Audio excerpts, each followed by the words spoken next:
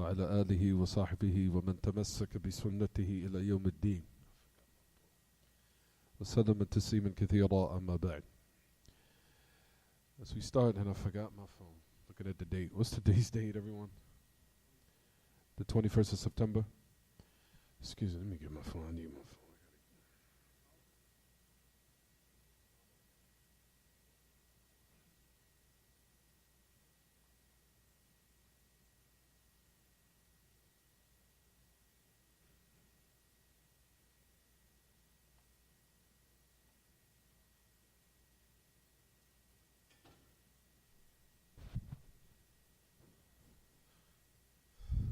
Friday, September the 21st, 7:45 p.m., 2018, according to the Gregorian calendar, which agrees with the 11th, or now technically it's the 12th of Muharram, as Yom Ashura. No, today was the 11th of Muharram. We just concluded before Maghrib. I think now it's the 12th of Muharram, literally.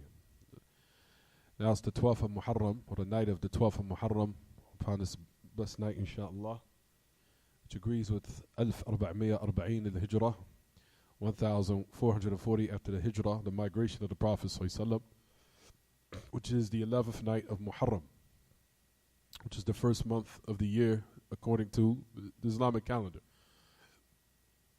As we continue, we finish Kitaab At-Tawheed.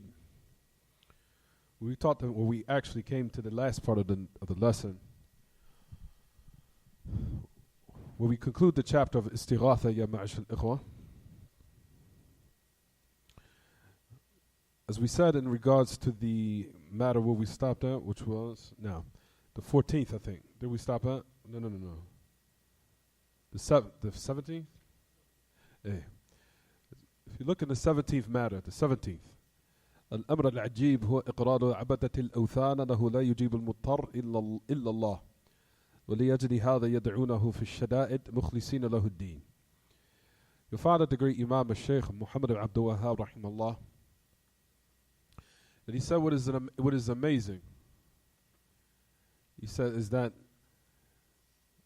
the acknowledgement of those who worship idols. He said that no one, meaning their belief, meaning the people or the polytheists, or those who are worshippers along with Allah subhanahu wa ta'ala, other deities, you'll find, ya ma'ashal ikhwa, that they have a belief. Their belief is what, everyone, if you'll find in this matter in the 17th. The matter is the affair concerning Tawheed al-Rububiyyah. He mentioned this again. He said that during the time of the Prophet ﷺ, that the mushrikeen of the Arab, like we talked about before, Allah subhanahu wa ta'ala revealed all those verses concerning his actions, right, everyone? All those verses concerning his actions. How he sends down rain from the heavens and how he brings forth the vegetation, or the agriculture, the agriculture, and how he built the mountains and made them as pegs or made them firm to keep the land firm or what have you. Or the affairs of, for example, in regards to him bringing life back to death, or firstly, bringing life from non-existence, something not existing at all, and bringing it into existence. Then Allah Ta'ala causing the human beings to die, and then bringing them and raise them again after they die. All these are the actions of Allah, right, everyone? All of that is what we said and mentioned, which is called, or which category, which is called what, everyone? Tawheed al-Rububiyyah. In regards now to the 7th or the 17th, you imagine, if you look, he says that this, the Abadat al-Awthan, or the worshippers of the idols, he said they had the belief and they acknowledged that no one would answer the call or the invocation that one who was facing adversity, or the one who was facing that time of anguishment or hardship in their life. Meaning what we're speaking about now, right, everyone, which is istighatha. Of course, we know, like we talked about, there's no human being in this existence except he will find that there's a point in his life that he's going to be under severe difficulty or anguishment. He's going to be feeling that as if he has no one to turn to or anything to turn to except Allah Ta'ala to remove him from the situation he's in. During the time of the polytheists of the Prophet ﷺ, as we mentioned, it said that the polytheists, you couldn't do anything for him. The qalam, the pen is raised, Sheikh. In regards to what we mentioned of the mushrikeen during the time of the Prophet ﷺ, their belief in La ilaha illallah was correct. However, they didn't accept it. They didn't utter it because they knew what would happen if they was to say it. To let one know that their understanding, is he distracting you guys? Is it distracting? Anyone distracted? Then Ali, come here. Come here. Sit right here for me. Sit here. Sit here next to me. Bring your chair. Bring your chair. Come over here. Can you put his chair right here for Jamar?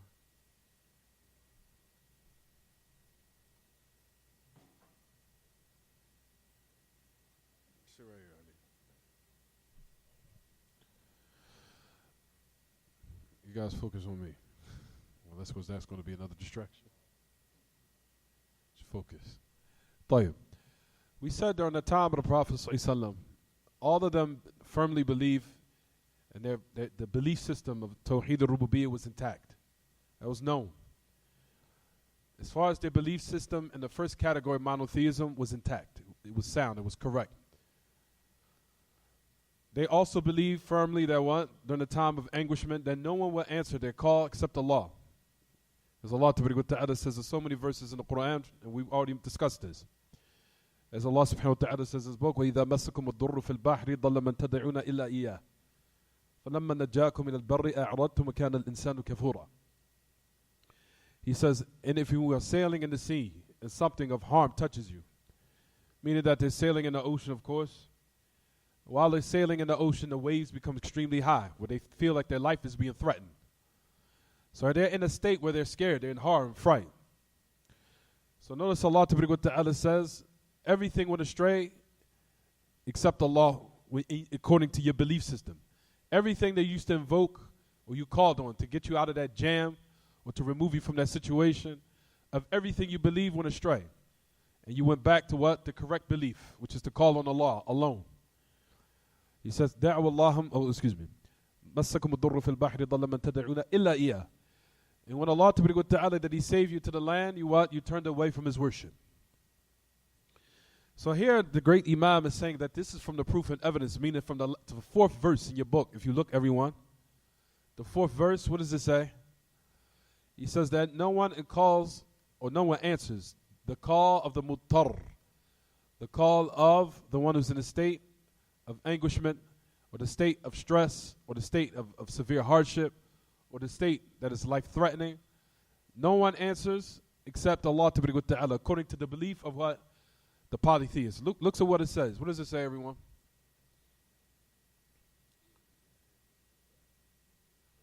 No. What is the 17th matter? What does it say?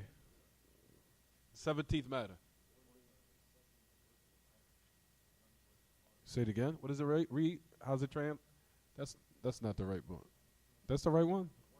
Or just didn't have the rap one. Go to Fadl. I'm sorry.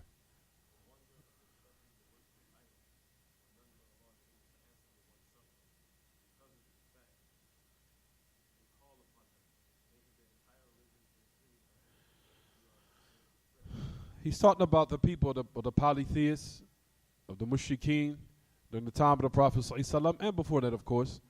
But during the time of the Prophet ﷺ, those who the Messenger of Allah was sent to, of course, during his time, and everyone else. As we know, the Messenger of Allah was sent to all of humanity, all mankind. But like we said, the belief of Tawheed al-Rububiyyah was intact, and they believed this firmly. But we know, like we said before, that wasn't enough to enter them in the fold of Islam, as we discussed, right, everyone? That wasn't enough. Even though they believed that belief, like we said, and they still died in the state of polytheism, what would happen as a result of it? They were still going to be in hell forever. Even though the category of monotheism, as far as Rububiyyah, was intact. Because it wasn't enough. Because they were still committing polytheism, despite of them having a sound belief in the first category of Tawheed. So it wasn't enough. But however, we said that Allah Ta'ala still used this as an argument to establish against them, or establish that He's the one that deserves to be worshipped. And they also believe what again? That. He said, I'm surprised. He said, what's strange is, he says that they acknowledge, meaning the worshippers of those idols, that no one answers the one who's in that severe circumstance or that life-threatening circumstance or whatever, except Allah. He said what is strange is that they call on Him during times of difficulty. يَدْعُونَهُ فِي الشَّدَائِدِ. They call on Him during times of difficulty, and they also direct their worship, purifying it and directing it towards Him alone. But during the time of ease, what everyone? What did they do? During the time of ease, what did they do? They went back to their polytheism.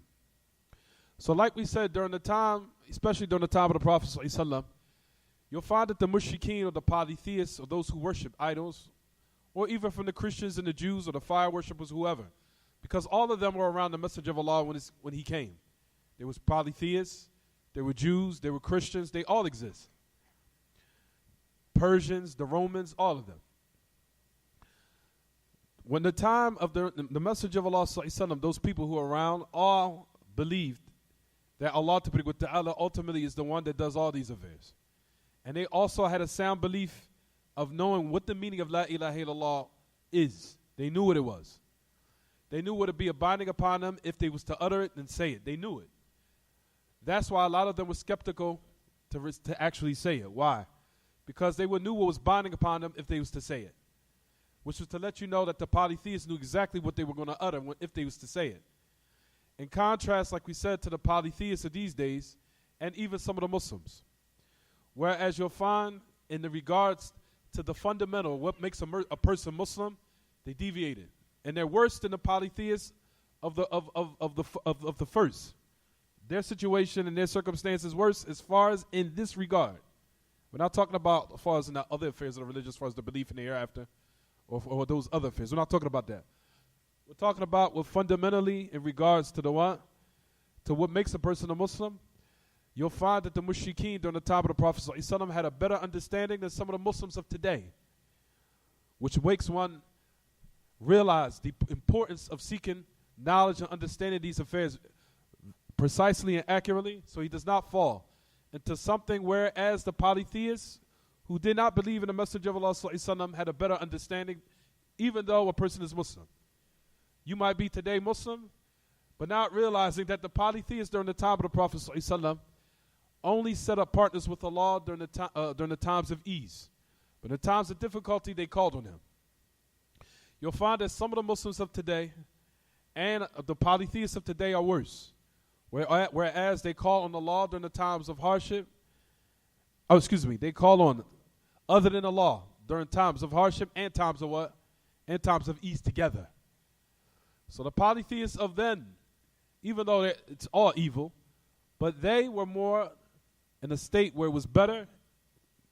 We're talking about as far as nisbiyan, or relatively speaking, than some of the Muslims of today, as far as in this regard, as far as in their understanding of La ilaha illallah. So for example, some of the Sufiya, of those who are involved inside of what they call Sufiya mysticism, and I talked about this before. Those who are engrossed in mysticism, you'll find that they call on some of their so-called Mashaykh al-Turq al-Sufiya, the evil practice of so-called mysticism, where they raise their hands in calling on a human being, and they pray to a human being, and they say it during the times of difficulty and during times of what? Times of ease together. Now on a scale, relatively speaking, the mushrikeen only set up shirk with Allah in one instance, which is when, everyone? During the time of hardship. Not during the time of what? Of ease. However, some of the Muslims of these days, what do? They do it in the state of both circumstances. During the time of what? Hardship, and during the time of what? The time of ease. Which is something that's destructive. So personally say that the shirk of today is worse than the polytheism of those during the time of the Prophet ﷺ. Not saying and saying these people are not Muslim, but especially those who are ignorant from amongst the Muslims. We don't hasten towards declaring someone an unbeliever or disbeliever, or removing them from the fold of Islam. That's not the way from Ahl Sunnah. Like we talked about before on many occasions, that the reasons for why they are in this dangerous state is because of a lot of reasons. One from them is those scholars, so-called scholars, that are teaching them incorrectly. To say that this type of belief of calling on the dead, or worshiping the dead, or worshiping human beings, or worshiping a so-called sheikh, a tariqah, a so-called mystic sheikh, that is Tawheed. You'll find that they teach them this, and that they also cultivate them upon this type of ideology, which is what, everyone? Which is from the misguidance of those so-called evil scholars that are educating the Muslim with this type of deviant ideology, which, like we said, gives them an excuse for why we don't declare them to be unbelievers. So not one goes to a Muslim country and say, look at all these people committing shirk, all these kuffar. La. It's not upon you. You cannot say that. If you say that, that is something that is totally what? Incorrect. We're saying coming upon one, like we said, still, you have to believe that what they're committing is the most greatest of sins that any human being can commit. Like we said, there's no sin after what we just mentioned. There's no sin of what we just mentioned and what we said, a polytheism that you find that a lot of the Muslims are falling into. Especially those who are upon the mystic ways of Sufiya and from the Shia and the Rawafid, those deviant sects that still are upon these ways. Rather, you'll find that they believe in a system or a way that is totally unprecedented, which is shirk in rububiyyah, which is something worse than the polytheists during the time of the Prophet ﷺ. Like we said, ya ma'ashal ikhwa, these affairs are the utmost importance. And you'll find, like we said here, even in Philadelphia, there are people who are actually trying to justify that you don't have to really concentrate on monotheism. It's not important like that. Where all the survival of one's well-being in this world wasn't well and in the hereafter, all goes back to what we're learning right now.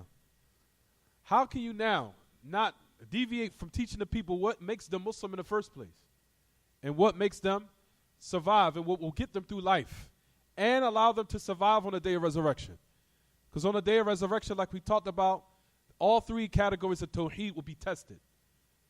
And as soon as you enter in the grave, soon as one is put under the dirt, right now, if one of us was to die, every human being right now in this room, soon as you're put under the dirt, قَدْ قَامَتْ قِيَامَتُكَ, then now your hereafter has started, your day of resurrection started.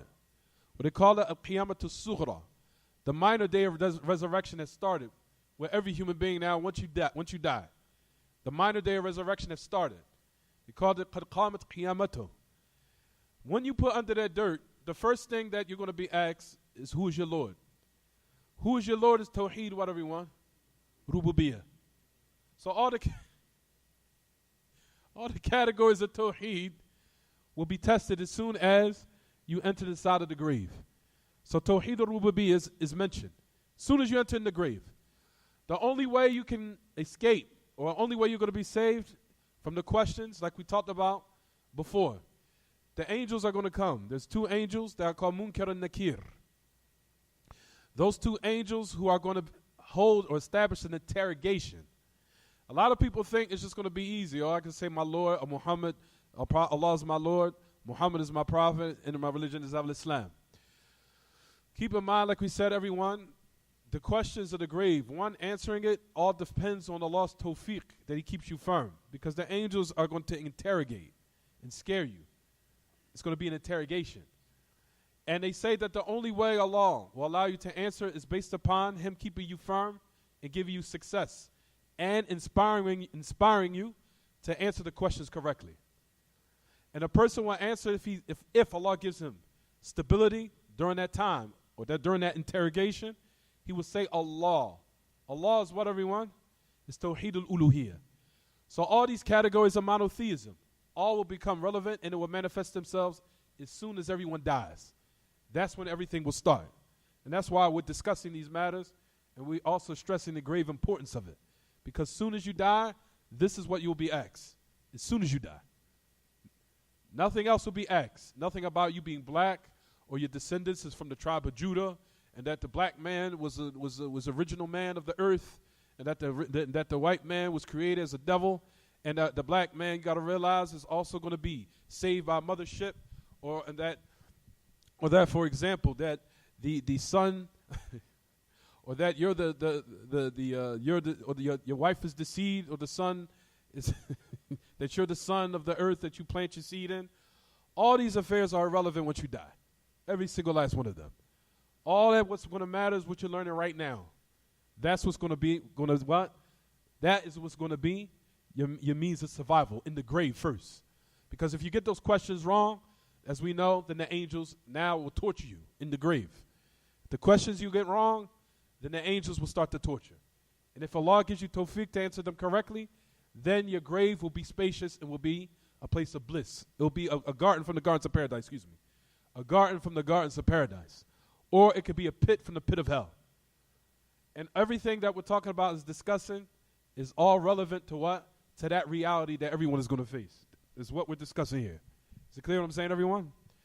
So he says now, this is how the people, the polytheists, that they acknowledge that no one answers the one who's in a state of difficulty except Allah. And it is strange how they would call on Allah during the times of difficulty, and they would make and direct their worship sincerely for Him, whereas during the time of ease, what everyone?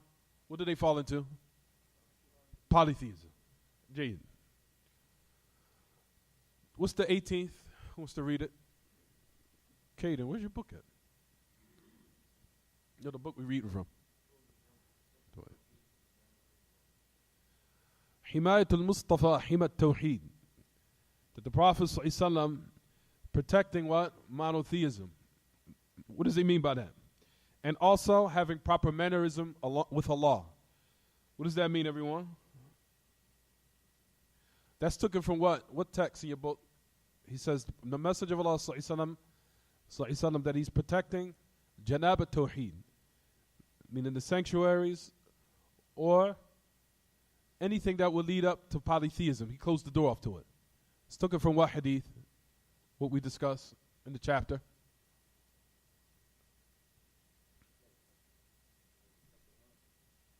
Read it. Mm-hmm.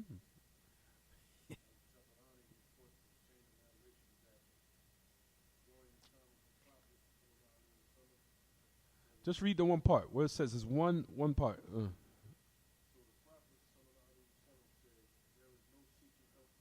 Jay, that's it.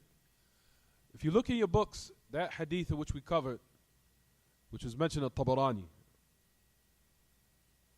where the Prophet ﷺ had said, "Innahu la yustaghathu bi." Verily, istighatha is not sought with me. Not necessarily. During the time of the Prophet ﷺ, we said seeking istighatha was what? Was permissible as far as not it being connected with worship. Because they just wanted relief from the munafiq. That's it. They wanted relief from who? From the hypocrite. That's mentioned in the narration in your book. The Prophet ﷺ, all three conditions, as we said, was all fulfilled. Which was what? He was alive, he was able, and he was present. Those three conditions were fulfilled. He was in his ability, he was able, and he was alive. Alayhi salatu wassalam at that particular time. Right, everyone? Didn't we say that? So when the Messenger of Allah ﷺ was able, he was able to remove the harm of that particular hypocrite.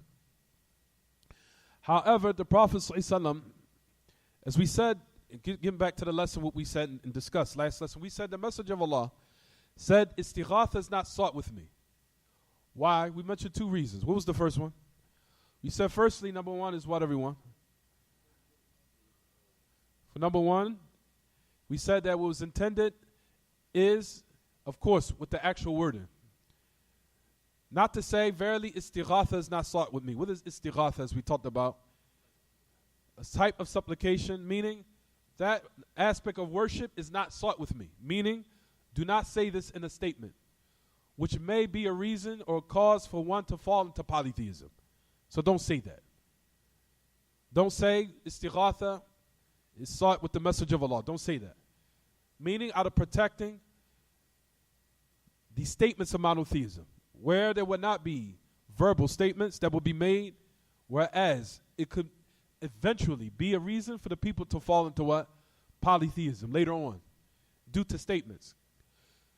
As we know, the message of Allah closed the doors off to polytheism in all of its aspects. He sealed off the doors in the aspect of worship, and even in the aspect of statements, and in the aspect of people who are dead, of where people used to light torches around graves, or, for example, they used to build domes on top of the people who were dead, in order that shaitan, that will eventually decorate in the minds of the people that there's something special about that particular person who has a dome or some structure raised on top of his grave, which will be a reason for what? For the people to eventually fall into polytheism.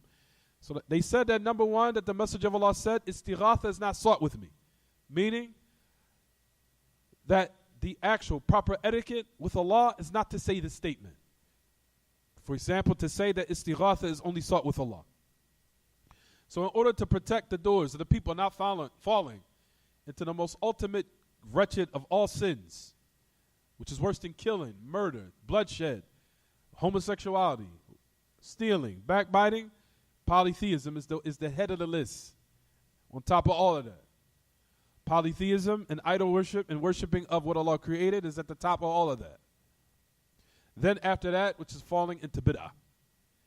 But at any rate, ya ma'ashal ikhwa, that we said. So the Prophet ﷺ closed off the doors to protect polytheism from creeping in, even especially in the aspect of statements. And this is when he mentioned and said that what? That the affair of worship of istighatha is not sought with me. Meaning it's only sought with Allah. That was one probability that we mentioned. What was the second one we mentioned? Ahsant. We said that, or that's affair of when the message of Allah said that istighatha is not sought with me, is due to another reason. What was the second one we mentioned? Meaning that this affair of, in this specific situation in dealing with the hypocrites. Meaning during the time of the Prophet ﷺ, we know that the message of Allah dealt with the hypocrites in a certain way. That he cannot be open as far as his attack, as far as trying to remove their harm totally. He had to deal with them in a certain manner. So it's as if he's saying, istighatha is not sought with me in this particular case of dealing with the hypocrites.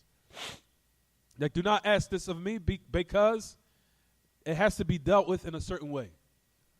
Because if the message of Allah had removed the hypocrites or harmed them or killed them, it would be said that the Prophet Muhammad ﷺ kills his companions, which would be a fitna and a harm for those outside looking in. That would be a cause for them not to accept Islam. Say, see, this is what the message of Allah does to his own companions. He kills them and murders them, or he harms them. So the Prophet ﷺ, in order to avoid that, he had to deal with the hypocrites in a certain way. So the second reason why the message of Allah mentioned this in your books, if you look, and I'm going to ask this one day, brothers, and I hope everyone will be able to answer these questions. If I ask you this. So the first reason is that, when we mentioned why he mentioned this in the hadith, was number one, firstly, which is what? In order to close the doors off to polytheism. To have proper mannerism with Allah as far as in statements. Number two, that we mentioned, the reason why he said, istighatha is not sought with me, meaning, in this specific case of dealing with the hypocrites, that istighatha is not sought with me. Because I have to deal with them in a certain way. It's as if he's saying, I have to deal with them in a certain way. That you cannot seek my what? My relief from their harm from me, due to the fact that you know that I have to deal with them in a certain manner.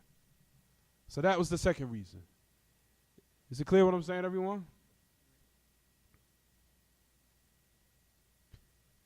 Is it clear, everyone? طيب. So that's the second reason why it was mentioned. As far as in regards to istighatha, what is istighatha, everyone? What is the meaning of it?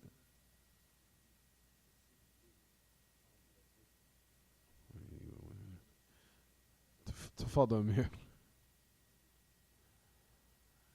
Seeking relief during a time of adversity or hardship or a state of anguishment. A person is in a state of where he's facing great difficulty. And one raises his hands in supplication, and he wants it removed. He wants Allah to remove it. For verily, if a person if he does this and he raises his hands and he gives this type of worship to other than Allah subhanahu jalla fil ula, he's nullified his Islam. His Islam is nullified. It's done. If you die in that state, if you die in that state, then like we said, ya ma'ash al-ikhwa, person will be and abide in hell forever. He will never come out. Is it clear what I'm saying? Person will, if he dies in that state of polytheism, he will never, ever come out. Are you serious? He will never come out of the hellfire. I'm surprised at the time. He will never come out of the hellfire. Ever. I don't think no one wants to abide in hell for eternity. Because like we said, the abide of the hell and the hellfire for eternity is torture not only of the outward physicality, it's also torture of the heart too. You'll be tortured of your heart, and you'll be tortured in your physical aspect also, both. What does a person say of the heart? What do you mean by that? In this world, how do we know a person can't have the luxuries of this world? And how many people have luxuries of this world, but they still kill themselves? Why? Because they're being tortured where? They're being tortured in their heart. I'm sorry. They're miserable. They're being tortured in their heart.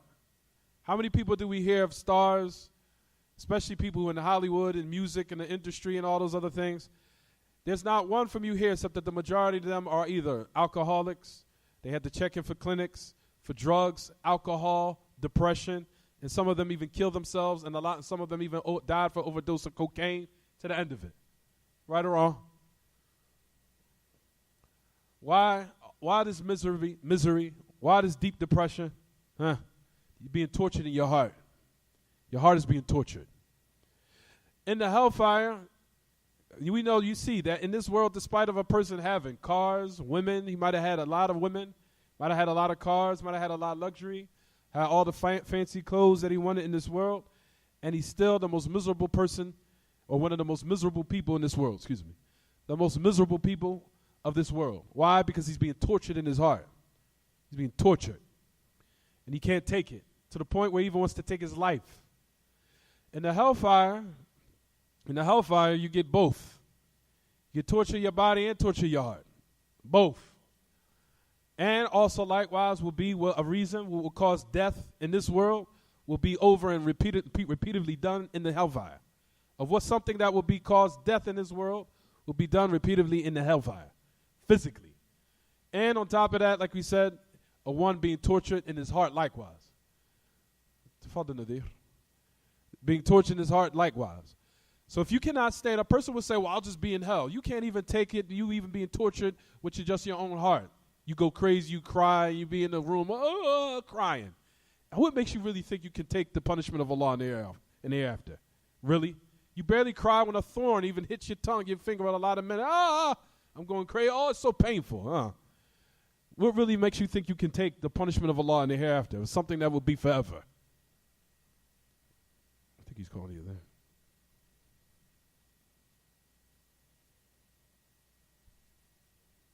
Allah Akbar, Allah Akbar.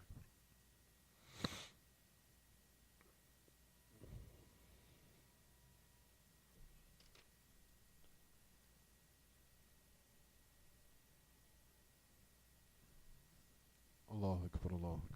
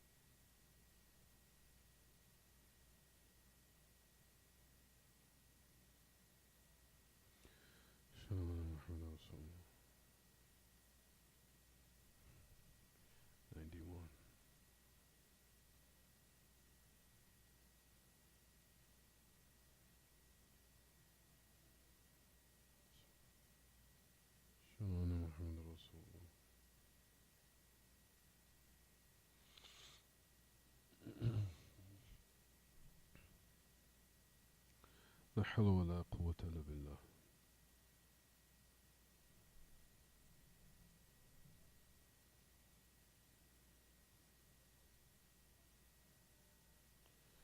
لا حول ولا قوة إلا بالله.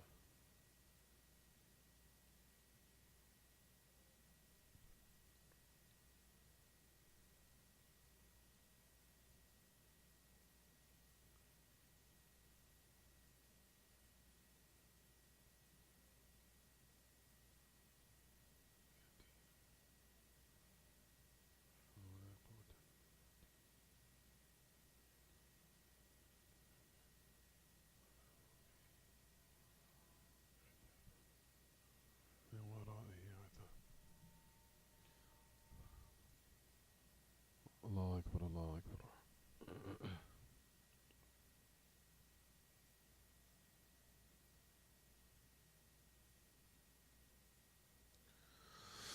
اللهم رب هذه الدعوة التامة والصلاة القائمة آت محمد الوسيلة والفضيلة وبعث مقام محمود الذي وعدته. So this is a clear evidence and proof here, ma'ashar al-ikhwa, that if one wants rectification of his heart, no matter even with our youth, if we see how they are so tempted by what we see of what a lot of these people who are being glorified or so-called being venerated or so-called people of status, even from the non-Muslims, thinking that they are really indulging in something that makes them happy. From those we see that clothes or women or things of luxury or opulence really causes them or makes them happy. In their actual reality, they didn't focus on the thing that truly makes them happy, which is rectification of their heart. They left all that off out trying to satisfy or what's so-called pacifying themselves temporarily, which is a pacifier does not remove the sickness. As a pacifier, temporarily makes you forget it, and then when you're alone again, you go back in your hole again. You go back in that state again. So the rectification of the heart is the morsel of flesh that one needs to start with primarily, and also start with that affair, which is the most important. Start with that, and Allah Ta'ala will rectify all your affairs. And that's what we're speaking about now. So then rectification of the heart, number one, the first step to it is, like we said, is what we're studying right now, which is the monotheism of Allah, because that's the first step in rectification, rectifying your heart, is what we're doing right now. And what you'll find, like we said, in callers of Philadelphia who are totally ignoring this and utilizing stories of Musa in order to what? Stories of what happened with Harun and Musa to ignore the affairs of Tawheed. So brothers and sisters who listen on online, if you hear us, Jafar hears, he knows what I'm talking about. If you hear people using stories and lectures in 15th Street or United Muslim Masjid, telling the story of Musa and Harun in order to ignore what we're talking about now and justify what we're talking about now. First of all, at the end of the day, how are you going to use the Sharia of Musa to nullify the Sharia of Muhammad sallallahu alaihi wasallam? How in the world are you going to do that? When the Prophet sallallahu alaihi wasallam clearly said, لو كان موسى حيا ما وسعه إلا اتباعي. If Musa was alive right now, it would be for him except to follow me. So the Sharia of Musa alayhi salatu wasalam was for Bani Israel. How are you going to use that story to now, so-called, ignore these affairs of what was truly going to rectify the people in their minds and rectify the society in general? And where's the hardship of you teaching this? Right now we're teaching Kitaab At-Tawheed with no problem. Is anybody facing any difficulty right now? Am I facing any difficulty in teaching Kitaab At-Tawheed right now? No, you're facing difficulty because you're with the people who don't want to accept it. See, the people who are the Salafis won't accept it. So you need to give da'wah to people who want to accept it. Stop being around the people who don't want to hear it. Your difficulty is in yourself, not the people. I mean, as far as there are people who want to hear the truth. So the Prophet ﷺ, when he didn't see the acceptance from Quraysh, he found other people who wanted to accept his what? His truth. He left off those people, and he went and carried his da'wah on with people who did want to accept it. But you don't remain people who want to reject it and don't want to hear it, and you don't want to teach it, and then want to use some false principles of the story of Musa and Harun to justify it in order to what? Ignore what is the most what is the most important of all affairs for any human being, of what he's going to be asked for as soon as he dies. You ignore it and say, oh, it's not that important. We got to ignore that. Are you serious? Soon as a person dies, this is what you're going to be asked about. This is what's going to matter. So that's not important. We can ignore that because Musa and Harun, what took place or what happened was some of the neglect of the affairs of monotheism in certain situations to justify why we don't have to teach the people this. Okay. So let's see now if your da'wah will be fruitful. Based upon of Kitaab and Sunnah, we know that da'wah is just going to be what? Fruitless. And that you're just being with them just for some money, some worldly gain, some worldly profit that you're trying to attain. Then you're going to walk off in the sunset overseas. Bye-bye, I'm going back to Medina and teaching the haram again. While there's still the affairs of chaos is still in America, while you laughed at them and took their money, led them astray, then walked off in the sunset. Oh, you know I have to go back to Medina now. Time is over. I'm sorry, brothers and sisters. With a smile on his face. And then you feel sorry, and then the people feel sorry. Oh, subhanAllah, you're leaving us. Yes, I have to go now. Yes, you have to go now. And left their affairs in chaotic. That's what people are doing now. And that's what's taking place right now. You'll be surprised if you hear the story of someone trying to use the story of Harun and Musa. Think about what I just said right now. You'll know exactly what I'm talking about. So the next the next chapter we're going to say, Ya Ma'ashal Ikhwa, is in the chapter of what we say in the Kitaab At-Tawheed, the next one. Who wants to read it? So we've got 10 more minutes and we'll stop. Tafadal, Jamar.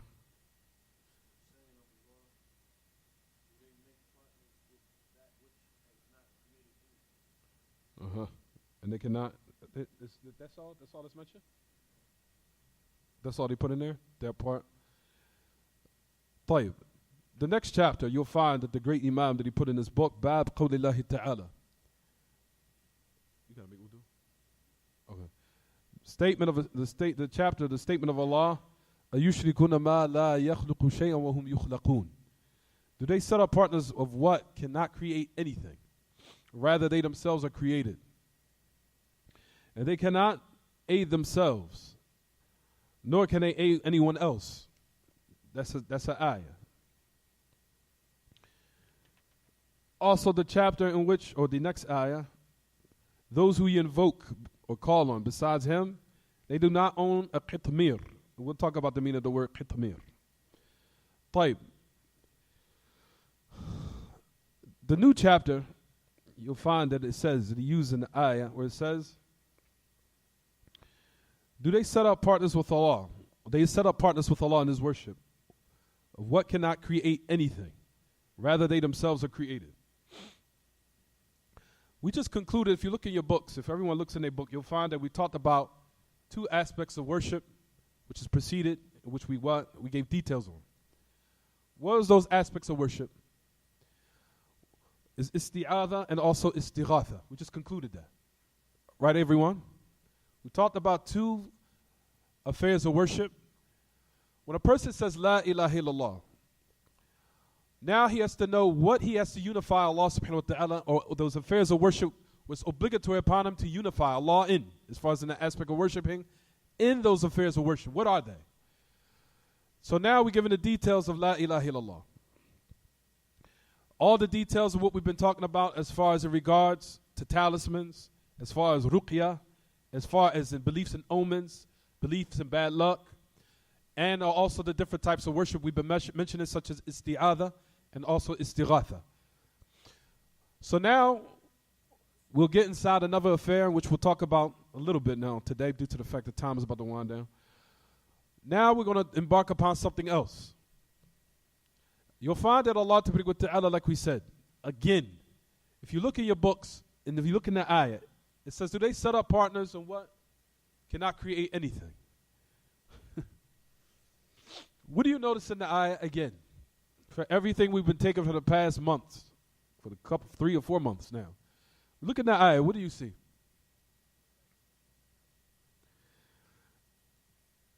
I'll give you a hint. What we just discussed a couple of minutes ago. Tawheed wa rububiyyah wal uluhiyyah wal asma' wa sifat. Look in the ayah.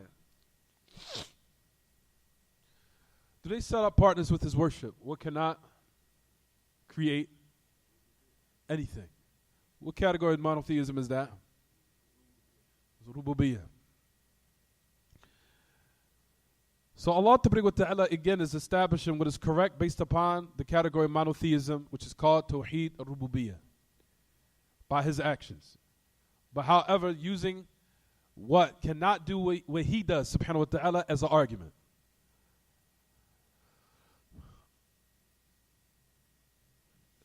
Allah subhanahu wa ta'ala has knowledge of everything. Allah subhanahu wa ta'ala has knowledge of everything. Allah subhanahu wa ta'ala even has knowledge of things which are impossible. When we say impossible in regards to what would not be befitting as a deity or as a deity. When we say the word impossible, when we use the word impossible, firstly, number one, during the time of the past, the Greeks came with different terminologies. People who are Greek or the different idol worshippers. They brought different philosophies and terminologies. For example, dalil al-tamanu', or they called it wajib al-wujud, or they called it illatun fa'ila, or they called it, for example, illatun fa'ila, or wajib al-wujud, or mumkin, or mustahil. You'll find that they use terminologies impossible in regards to Allah. Or for example, wajibul wujud, something that's supposed to be obligatory in its existence. Or something that's mumkin, or that maybe perhaps is supposed to exist after it did not exist. As far as the word mustahil, I'm going to focus on that today. What is impossible? As far as with the belief of Ahl Sunnah or Salafiyin, and this point I'm about to say to everyone is very important. As far as with Ahl Sunnah or Salafiyin, and the people who are upon the correct understanding and belief, this answers the question to those who try to say, for example, Tayyib, you say that Allah doesn't have a child. So you're now saying that Allah is not able to make a child for himself? Or that Allah is not able to make another deity like himself? Or that Allah is not able to create a wife for himself? Or that Allah, tabarak wa ta'ala, these are the questions, are satanic questions, and I'm about to answer it. When I answer this, this gives the importance of how Aqidah is very important. Very important. That what we're learning will give you, if you want to say, lack of better words, the quintessence of knowing the importance of what? Of what we're learning right now, of how important it is, and how essential it is. So this question that I just gave to everyone right now, so you mean to tell me if Allah doesn't have a child, firstly, number one, we know that Allah himself said he doesn't have a child. So that should be enough. Allah himself says it in more than one ayah. مَتَّخَذَ اللَّهُ مِنْ وَلَدٍ. That Allah says in his book, Allah never took on any offspring, or nor he does not take on any child, nor is it befitting. So number one, Allah negates from himself having children. That's number one. So a person now would come and ask a question. Can Allah have a child? Isn't Allah allowed, doesn't he have the ability to create a child and have a child for himself? Have an exclusive child for himself? Or is it that Allah can create another deity like himself? Or that Allah can create a wife from himself? How would you answer? What would you say? This is what I'm about to answer right now. As in regards to now, Allah Ta'ala, and this goes back to Aqidah again, as far as in the aspect of Asma wa Sifat. Now we're going to talk about Allah Ta'ala's ability, which is all complete in every aspect. For number one, we don't say out of proper respect and mannerism for Allah that Allah can't do something, or that it's impossible for Allah to do something out of respect and out of reverence. For Allah, we do not say that.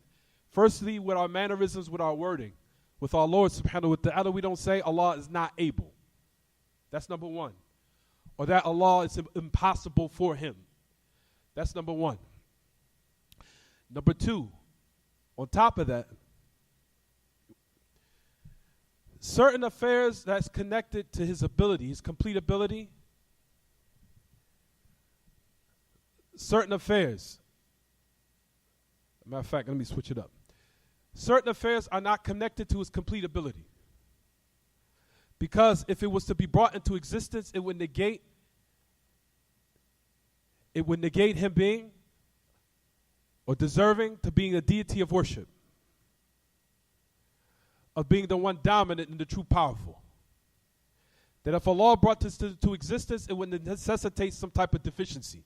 For example, food, same thing. Is Allah not able to eat? We say, no, eating is not connected with his ability because it opposes him being a powerful, almighty deity. Because it necessitates and opposes another characteristic of him, which is absolute, complete self-sufficiency. It contradicts that. So his ability is not connected with these affairs because it wouldn't befit him of being a one true deity.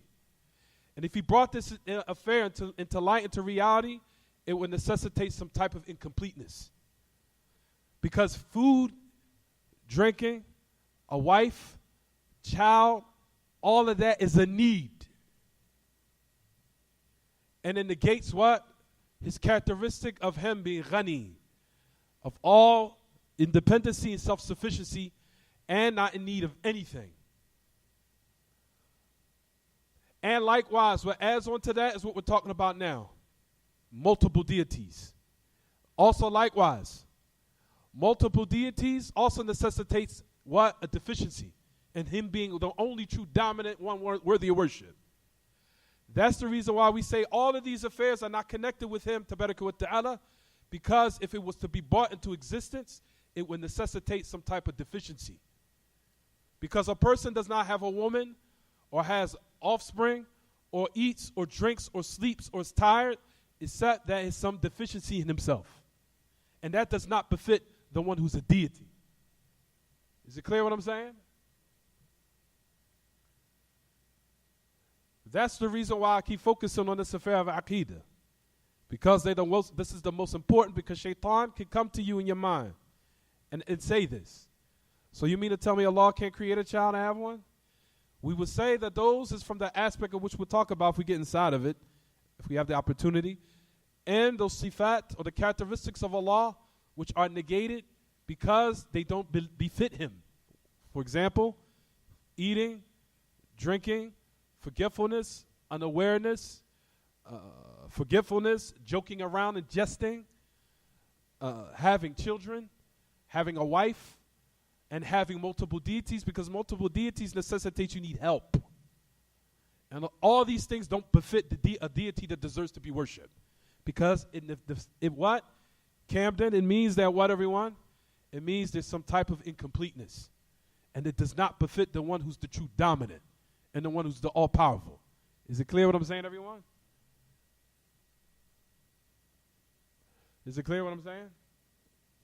So these affairs are not connected with his ability, because if they was to be brought into existence, it would necessitate a deficiency. And there's nothing deficient about Allah. So firstly, like we said, number one, one doesn't say these statements. He doesn't say, is Allah able to eat? Is Allah able to drink? Is Allah able to sit like me and you? Or is Allah subhanahu wa ta'ala able to have children like me and you? You mean to tell me that God can't have children? God can't have a wife? God can't eat? God can't sleep? God can't do this? And like we said, the answer to that is these are from characteristics which are negated from the one true dominant. Because all these negate another characteristic, which is ghina, absolute self-sufficiency. And it does not befit the one who deserves to be worshipped, because that would bring on deficiency. Is it clear what I'm saying? Because food is a need. Drinking is a need. Sitting is a need. Weariness and tiredness is a need. Forgetfulness is a deficiency. Not being unaware is a deficiency. Having multiple deities in its existence is a deficiency, because it means that now he needs help. Also, having children and having a wife is also a need. It's a need. Human beings only need offspring and progeny, and they need a wife and a woman. That's only for human beings, because human beings have the characteristic of what? Haja. They're the ones that have the characteristic of need, because that's how Allah created them. He created them to have that type of characteristic. But that characteristic does not befit the Creator. You'll have this characteristics, ya ma'ashal ikhwa, that it befits the Creator, and it only befits the Creator.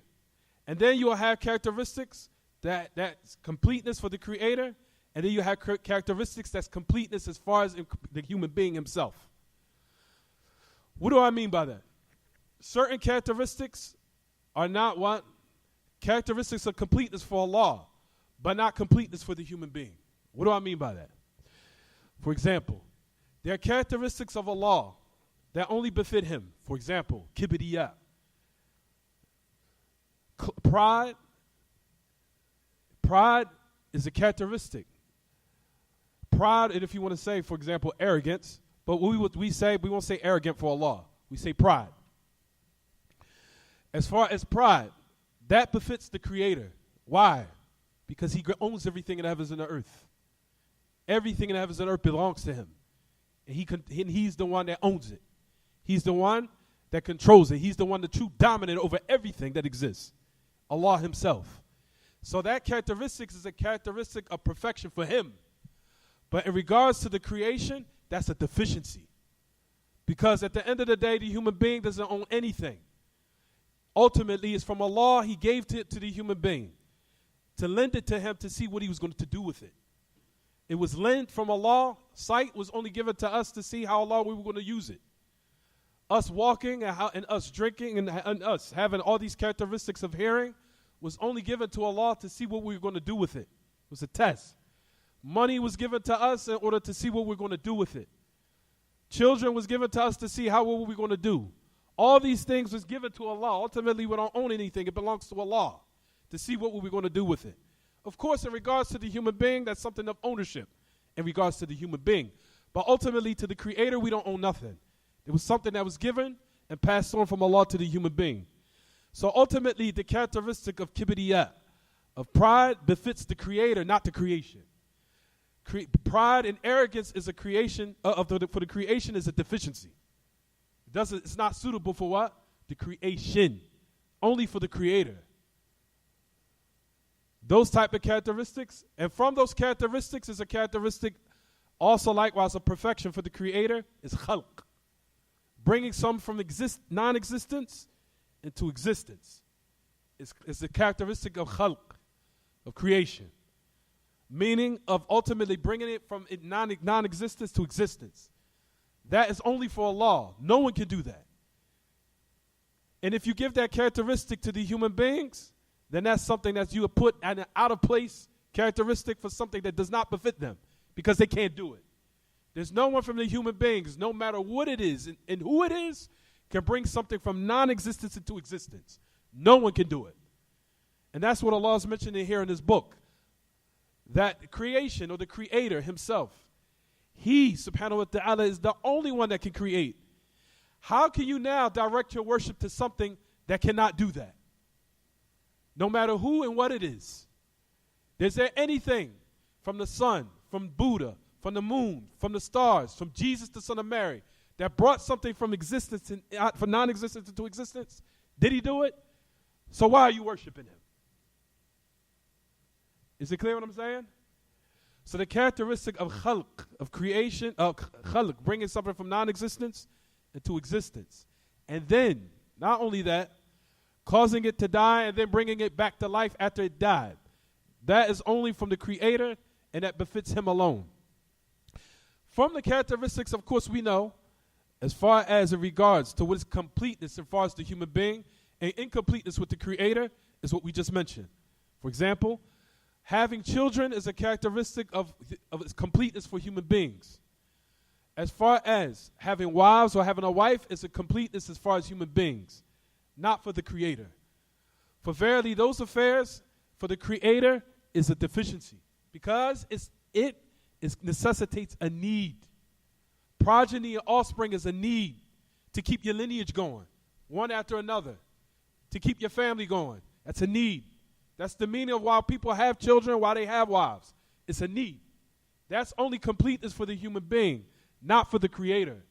Those affairs don't befit Him because that would necessitate there's a deficiency in Him being a deity and one He all dominant and the one truly being worshipped and the one being the mighty, the majestic, and the sublime. That negates that. Is it clear what I'm saying, everyone? Is it clear what I'm saying so far? That's the reason why, like we said, we don't say these things. First of all, number one, we don't say Allah isn't able. We don't like Zakir Naik that said that Allah is not able to do this. Is Allah able to be in 3 or 4, 5, 6, 10 places at once? Was Allah able to be big and tall at the same time? All these affairs, ya ma'ashal ikhwa, is satanic. And we do not say in reverence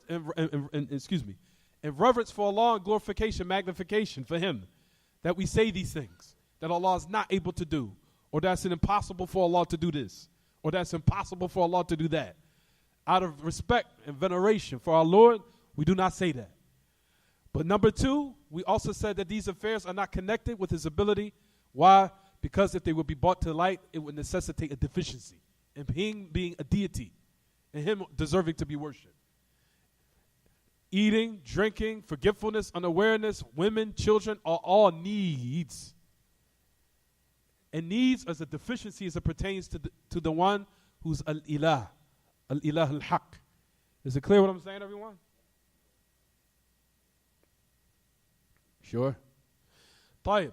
So now in regards to the ayah, Allah Ta'ala says in His book, He says in Surah Al-Mu'minun, it's not in your books, it's not in here, we didn't get into it yet. Allah Ta'ala says in His book, He says, لو كان في, hold on, we'll use the other one. That Allah Ta'ala says in His book, ما اتخذ الله, this is ayah Surah Al-Mu'minun, ayah number 71. Allah Ta'ala says in His book, ما اتخذ الله من ولد وما كان معه من إله إذا لذهب كل إله بما خلق ولعلى بعضهم على بعض سبحان الله عما يصفون عالم الغيب والشهادة فتعالى عما يشركون. Allah Ta'ala says in Surah Al-Mu'minun, Allah did not take on any child, and He has no deity along with Him. He has no deity along with Him. Allah negate from Him what? Children, and He negate with Him having partners, meaning someone to aid Him in His existence, to help aid Him in administrating the affairs of the creation. Now listen to what Allah subhanahu wa ta'ala says in the ayah. He says, إِذَا لَذَهَبَ كُلُّ إِلَهٍ بِمَا خَلَقٍ. This lets you know that Allah has knowledge of things that are impossible. It's impossible. In regards to the one who truly creates everything, it's mustahil. In regards to there being multiple deities, it's impossible. Why? Allah now gives the clarification. If that was the case, if there was more than one deity in this existence, every deity will go along with what they want, go off of what they created. There would be multiple what? Existences, or so-called. And all one will try to overrate and dominate the other. I will want to give this one life, I want to give this one death. I want this one to be what? This one to move, that one to stay still. There will be what? There will be some type of what? Domination where one will try to conquer the other. So Allah Ta'ala has knowledge of affairs, of awareness, full awareness of affairs that are what? That are what we say possible, what we say in this existence, or what may be possible happen as far as with the creation with us, and also likewise what's impossible. Meaning there be multiple deities. Allah Ta'ala is giving knowledge of what? To show that He has knowledge of what is impossible. Meaning, if there was multiple deities more than Him, everything will go off with their own kingdom, and with their own dominion, and their own existence. And they will all try to what? All try to govern their own affairs, and one will try to conquer the other, and one will try to override the other. I want that one to die. No, I want that one to live. No, I want that one to live, and I want that one to die. Your father Ibn Kathir mentions in his tafsir of this ayah, he says this existence of what you see, he says it's all been systematically what put in its proper place. Everything is upon, as he says, ala nidamin or ala intidam muttasiq. He says all of it is systematic, and all of it was put in a manner which is what? Precise and accurate. Meaning it was put in a manner in which, it was put in a manner which was what? There's no rift, there's no type of deficiency, there's no type of discrepancy, and everything is systematic, and everything is properly being what? Ran by one deity. and governed by one, of which you see in the creation, where there's nothing overriding another, where there's something that's chaotic, where one command overrides another command. Rather, the command has all been what? Systematic. In which I'll read what Ibn Kathir mentions and we'll stop, inshallah. Surah Al-Mu'minun, ayah number 71. Listen to what Ibn Kathir mentions. He says, وَلَوْ قُدِّرَ تَعَدُّدُ الْآلِهَةِ لَنْفَرَدَ كُلُّ مِنْهُمْ بِمَا يَخْلُقُ. He says, if there was to be said that there were multiple deities, each one will go off from them of what they would create. What's that? I said 71. What? Yeah. طيب. And he says that if there was multiple deities, that each one will go off and branch off of what it created. He says, and this existence will not be systematic, be chaotic. He says, and what is witness and what we testify, what we witness, is that this existence is systematic. It's mutasaq. Everything is in proper place as far as how it is created. Meaning, as far as in the upper part of existence of the creation, of what we see in the heavens and in the lower part, everything is connected with each other in the most completeness or the most utmost of completeness. He says, you don't find any rift in the khalq of Ar-Rahman. ثُمَّ لَكَانَ كُلٌّ مِّنْهُمْ, that both of those deities, both of them would try to override and conquer another. And one would try to oppose another. And one would try to go and differ with the other. And he said one would try to be over and dominant over the other. He says, and the people of rhetoric and logic, this is what they say. And this is what they give the term, what they call dalil al-tamanu'. But they give a type of istilah or terminology called the evidence of tamanu'. Tamanu' meaning that if there were multiple of deities or multiple things, one has to what? Necessitate. Where one would try to oppose another. And what one wants and what one does not want.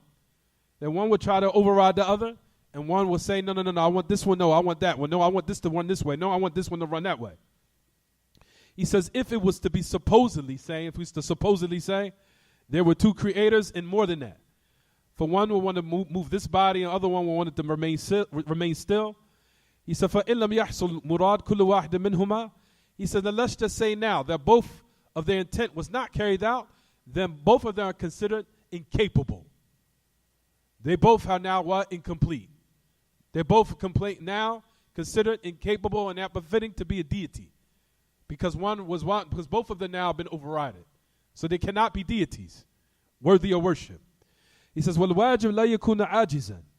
For the one who's truly dominant, he's never has the characteristic of being incapable. That doesn't exist. He said, فَيَمْتَنِعْ اجْتِمَاعُ مُرَادَيْهِمَا لِلتَّضَادِ. He says, also likewise, you'll find that none of of course, what they want to do and govern their own kingdom will come together where one wants to oppose each other, where one wants to what? Rid of the command of each other, try to nullify the other. He said all of it is what? Impossible. And that reason why we mentioned, we'll stop here inshallah, because I don't want to be kind of lose what I mentioned today in the class. But I will stop here. I don't want too much. We've got to also go deep. No, stop, because I think the comments was supposed to be like 7 minutes ago. But maybe 10 minutes ago. I'll stop here, everyone. That's the introduction to the chapter. Anything else? Any questions about the lesson?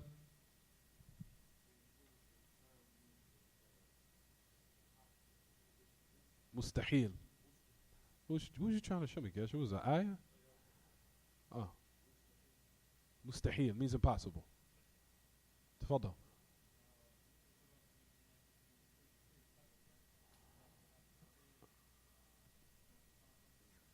Say it one more again, Ja'far. I'm sorry.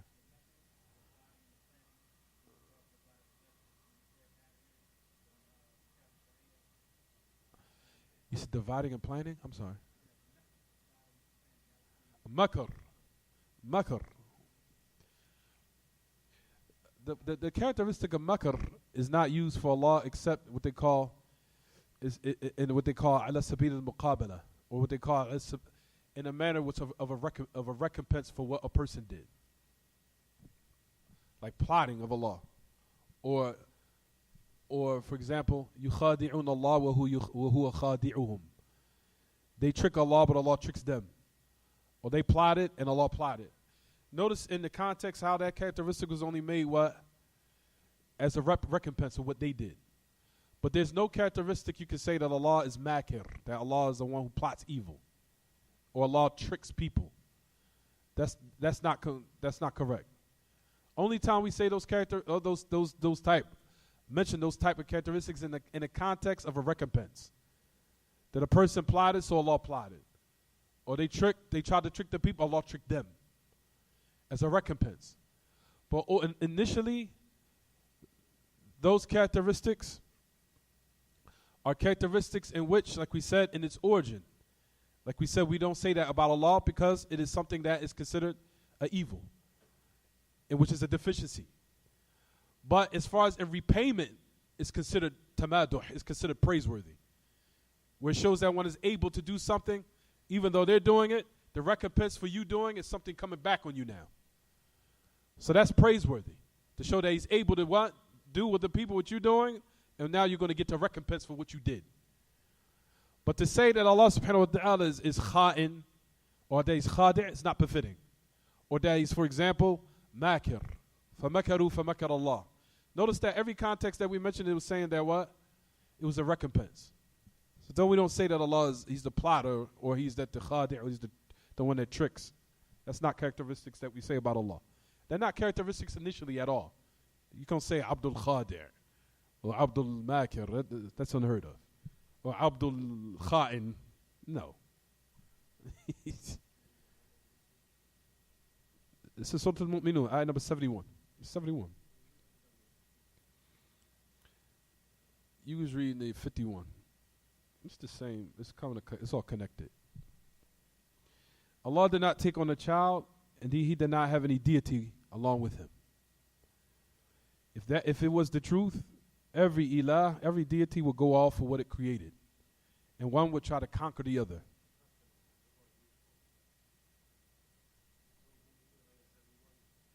Oh, man, maybe I need glasses. It's 91. No, you're right. It's 91. The other ayah which I wanted to use is 71. It's both. Actually, I wanted to use that one too. It's both. Because it says in the ayah, if it's 71, that one, what does it say? Why is it doing that? If the truth was to follow their desires, then the heavens and the earth would be corrupted. If the truth would follow their desires of the people, then everything in the heavens and the earth would be corrupted. No. Tafadal. I didn't. I forgot to eat. Say it again. I'm sorry. No, I said generally, there's a lot of steps of rectification of the heart.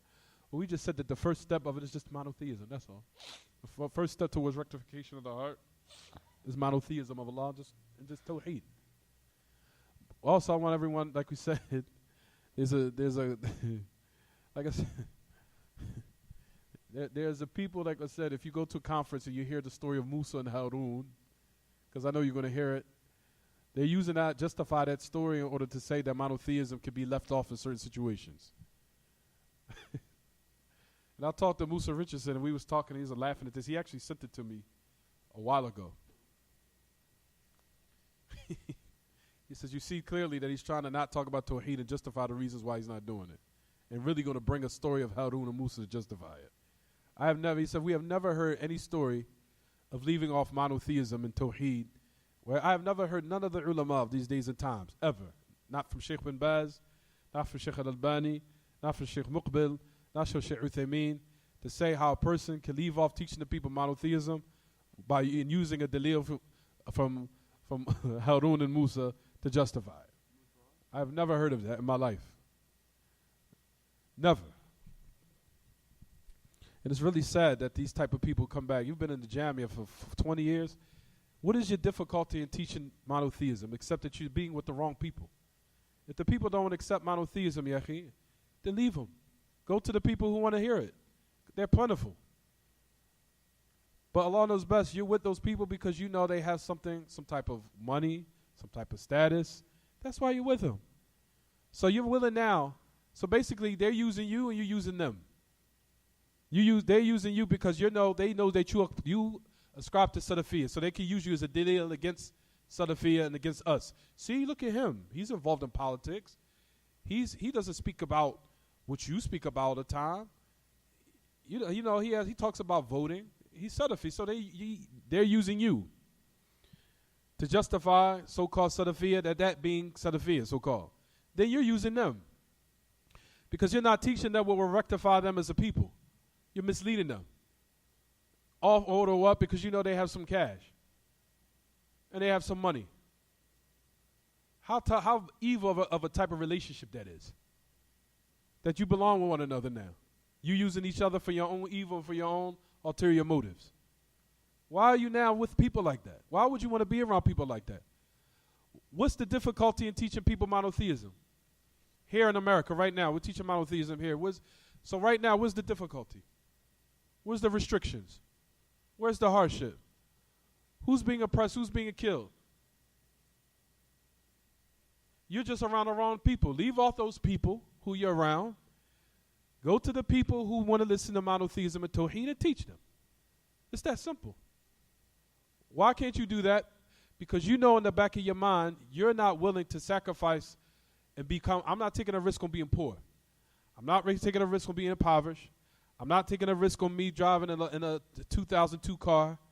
I'm not taking a risk on me being in some bills that's going to be. You can't take this type of life. I can't take this life of my bills being backed up 2 years, or my bills, well, a lot of us do have to go through, where a lot of our bills are backed up all the time, and we got to keep putting a little bit of money on this one and this one and this one and this one every month, and doing that for years to survive. You're not willing to do that. I'm not doing that. I'm not doing it. That's for you. All right, that's a path you chose, Yahi. But my thing is now, don't come with false principles and come from dalil that's not in its proper place to justify what you're doing to mislead the people. Because you can't take that type of lifestyle. Because you're not willing to leave off, because you know that the majority, Allah knows best, of people who are willing to accept the truth are poor probably. They don't have a lot of money. So the people who do have money don't want to hear the message that of Tawheed. They don't want to hear it. So that reason, you staying with them. Well, just say it. But don't now try to come with qawa'id and principles to justify it. That's my argument. And don't hang around people like we said, and now you want to drive around in these fancy cars. That's the lifestyle you want to live, fine. There's nothing wrong with that. If you're doing it in a way that Allah has blessed you in it, and the ways that you did do to attain it is blessed. But the way you're doing it to attain it is in actuality is haram. That's why we're not saying that a person can have a fancy car or a person can't have a nice house. Nobody's saying that. But do it in a manner that's pleasing to Allah. Don't do it in a manner of the anger of Allah. Like we said in the last part of the hadith, or the Prophet ﷺ, that's in Kitaab At-Tawheed, who he says, من أرضى الناس بسخط الله سخط الله عليه وأسخط عليه الناس ومن أرضى الله بسخط الناس رضي الله عنه وأرضى عنه الناس. Who he says that Allah, the Prophet, we know, and that hadith is correct. And also Aisha mentioned and said that he sent a message to one of the Sahaba, asked Aisha, our mother. He says, give me some advice as far as me govern the kingdom of being a proper leader. She said this statement. He says, whoever pleases the creation for the anger of Allah, Allah will be angry with him, and Allah eventually will make the people angry with him. And whoever pleases pleases Allah by the anger of the people, Allah will be pleased with him, and eventually Allah subhanahu wa ta'ala will make the people pleased with him likewise. If it's not now, then maybe later after his death, or maybe sometimes in this existence. But however, it has to be based upon patience. Is it clear what I'm saying, everyone? I will stop here. هذا وصلى الله وسلم وبارك على نبينا محمد وعلى آله وصحبه. سبحانك اللهم وبحمدك وأشهد أن لا إله إلا أنت أستغفرك وأتوب إليك.